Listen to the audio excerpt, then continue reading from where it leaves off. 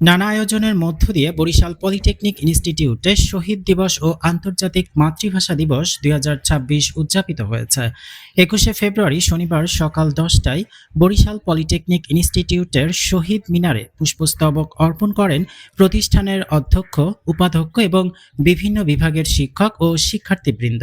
শহীদ দিবস ও আন্তর্জাতিক মাতৃভাষা দিবস উপলক্ষে কলেজ অডিটোরিয়াম কক্ষে আলোচনা সভা ও দোয়া মোনাজাতের আয়োজন করা হয়।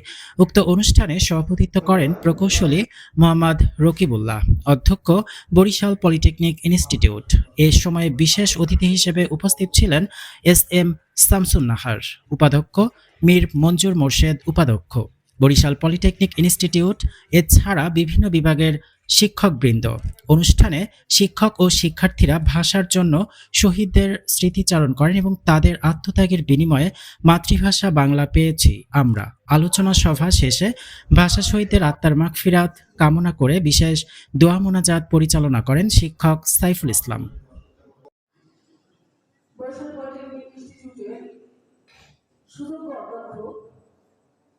আমাদের প্রিয় অভিভাবক প্রকৌশলী মোহাম্মদ রকিবুল্লাহ স্যার রয়েছেন, উপাধ্যক্ষ মীর মঞ্জুর মোর্শেদ স্যার রয়েছেন, বিভিন্ন টেকনোলজি ও বিভাগের চিকিৎসকার ও বিভাগী প্রধানগণ, অন্যান্য শিক্ষকবৃন্দ। এস.এম. শামসুন নাহার ম্যাডাম উপস্থিত রয়েছেন। বরিশাল মানুষ এবং ভাষা এগুলো হচ্ছে মানুষের সবচেয়ে প্রিয় বিষয়। এই প্রিয় বিষয়ের জন্যই কিন্তু মানুষ তার সবচেয়ে বেশি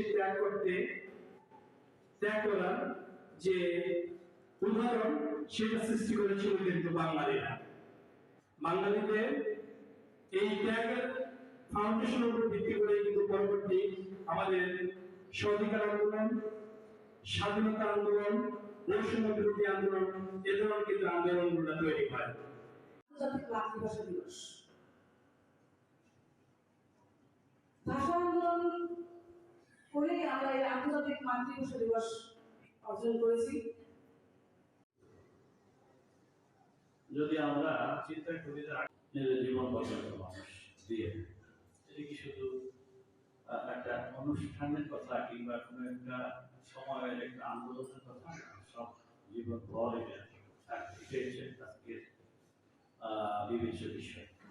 আমরা যদি চিন্তা করি যে মাতৃভাষার অসম্মানিত হওয়ার কারণে বা মাতৃভাষাকে গুরুত্ব না দেওয়ার কারণে